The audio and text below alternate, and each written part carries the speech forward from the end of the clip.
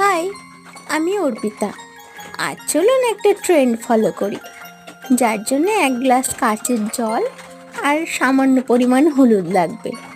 কিন্তু হলুদ নিলে আমাকে বাড়ি থেকে তাড়িয়ে দেবে জন্যে আমি অ্যাক্রিলিক কালার নিয়েছি এবং সেটাকে জলের মধ্যে অল্প অল্প পরিমাণ মিশিয়ে দিয়েছি।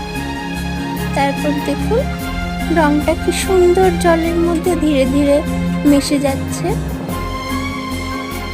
ছোটবেলায় আমরা ব্যাপন অভিস্রবণ পড়েছিলাম, এটা তারই কিছু অংশ। তারপর একটা এই লাল কালারটা মিশে গেল আর এক লাল কালারে। তারপর জানি না কিভাবে হয়ে গেল এই ব্লাউজ পেন্টিং। আমি অত শত ভালো পারি না, তবুও দেখুন তো পেন্টিংটা কেমন লাগছে, আমাকে কমেন্ট করে জানাবেন।